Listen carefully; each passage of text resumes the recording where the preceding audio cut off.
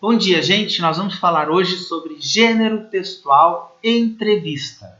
Tá? Nós sabemos que nas aulas de redação vocês têm já explicações muito importantes sobre isso, mas nós trabalhamos isso nas nossas interpretações de textos, né? Então é importantíssimo que saibamos quais são as características da entrevista, para que serve a entrevista, como se faz uma entrevista. Isso tudo essas são informações extremamente importantes. Então aqui, ó, a entrevista é um texto marcado pela oralidade, produzido pela interação entre duas pessoas ou mais, tá? Eu posso ter um entrevistador e 3, 4, 10 entrevistados, tá? Mas o entrevistador, ele é responsável por fazer perguntas e o entrevistado é quem responde as perguntas, ok? Então o entrevistador, ele tem que organizar as suas perguntas e tem que ter sempre uma coerência, né, de tema e de questões, né, relevantes com o contexto vivenciado pelo entrevistado. Eu não posso jamais entrevistar um jogador de futebol que o cara é especializado nisso, a vida dele é isso, e perguntar sobre culinária. Não faz muito sentido. A não ser que ele tenha um hobby e que ele faça isso também, tá? Mas aí o entrevistador, ele precisa ter essas informações. A entrevista é uma ferramenta de comunicação muito importante, sendo essencial para a difusão do conhecimento, a formação de opinião e posicionamento dos indivíduos da sociedade, uma vez que propõe um debate sobre determinado tema, onde o discurso direto, o que é o discurso direto? São as falas, tanto do entrevistador quanto do entrevistado, que essa é uma das principais características, o discurso direto. Então, eu sempre vou ter na entrevista uma pergunta e uma resposta. Então, por exemplo, boa tarde, qual é o seu nome? Aí o cara vai dizer, né? Meu nome é professor Daniel Camargo Ford Controle. Entendeu? Então, isso é o discurso direto, são as falas das pessoas. No entanto, é notório um tipo de formalismo nas entrevistas, exposto pela linguagem utilizada entre ambos. Então, primeiro, o discurso tem que ser coerente e nós temos que respeitar a norma padrão. Beleza? É óbvio que se eu for entrevistar um surfista, um cara do rap, um funkeiro, eu vou precisar entrar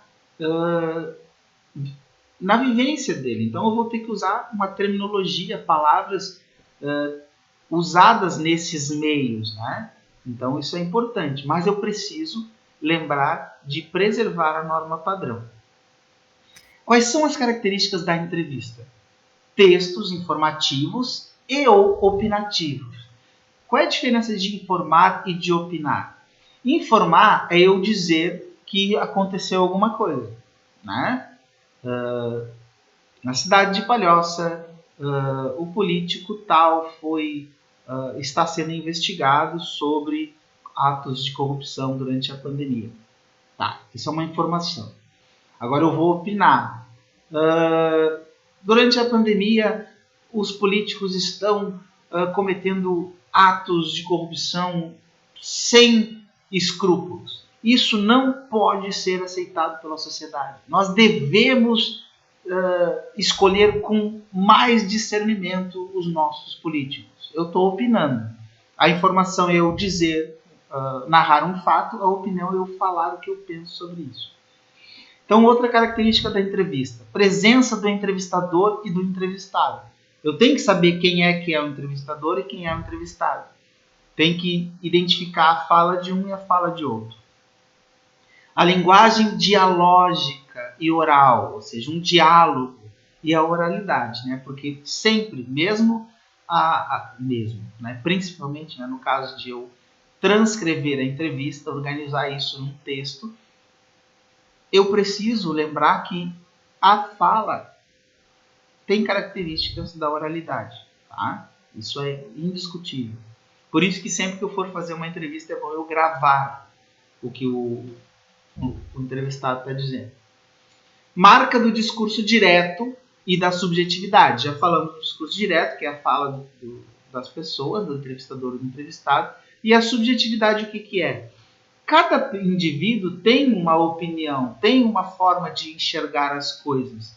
E isso são características da subjetividade, onde eu dou a minha opinião sobre um determinado fato, sem me preocupar com a relevância, com a verdade científica, com dados, com fatos. Eu dou a minha opinião pura e simples. Tá? A característica da entrevista, outra característica, a entrevista mescla a linguagem formal com a informal. Tá? Escolhendo um tema. Se eu for fazer uma entrevista, eu preciso escolher um tema. E a entrevista pode ser um texto em que você vai utilizar para dar consistência a um outro trabalho. Ou seja, eu vou escrever um estudo, eu vou fazer pedagogia, por exemplo, uma faculdade de pedagogia, e eu vou estudar sobre o desenvolvimento dos estudantes, tá? Com relação a como eles se desenvolvem com um professor que trabalha com um método tradicional, né? De exposição de aula, atividades e correção, e como o aluno se desenvolve com um método, né, Paulo Freireano, que não tem funcionado, por exemplo. Como é que eu vou fazer isso? Eu vou precisar de dados. Eu vou pegar entrevistas, eu posso pegar provas, trabalhos, mas principalmente entrevistas. Essas entrevistas vão ser utilizadas para esse trabalho. Tá? Então eu posso sempre usar a entrevista como ferramenta. E eu posso usar para conhecer melhor o trabalho de outras pessoas. Né? O cara escreveu um livro, eu quero saber o que inspirou ele a escrever esse livro, qual foi a inspiração, qual foi o motivo, quais foram os objetivos. Aí eu faço uma entrevista com ele.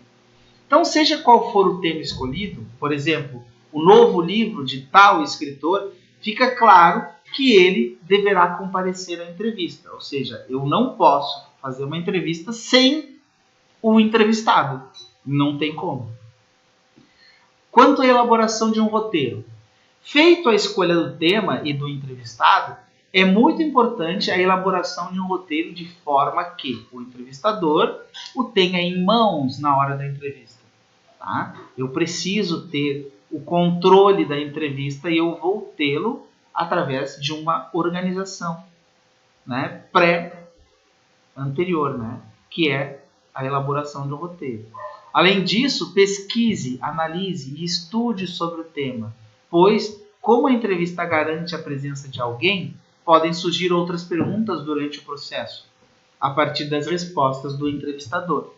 O roteiro deverá ter um objetivo claro e ser apresentado em formas de perguntas. E cuidado para que não fique muito longo. No entanto, tenham sempre, né, outras perguntas em mente, se for necessário. Eu sempre, para uma entrevista, eu tenho que ter um título. Aliás, todo texto precisa de um título. Se necessário, coloque um título na entrevista. Ele norteará, ele vai ser o teu norte, vai te encaminhar para um determinado lugar. Né? Melhor o objetivo, delimitando o tema proposto. Né? Bem como ele seduz o leitor. Se eu coloco um título agradável, um título que chame a atenção, ele vai seduzir o leitor para que ele leia. Né? Por exemplo, a educação no Brasil.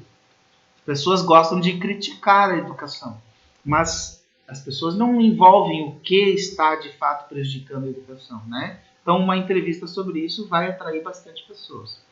Se necessário, faça uma introdução, que pode ser curta, mas que informe o leitor do que será discutido. Nesse caso, apresente o assunto que será discutido, bem como o perfil do entrevistado e sua experiência profissional.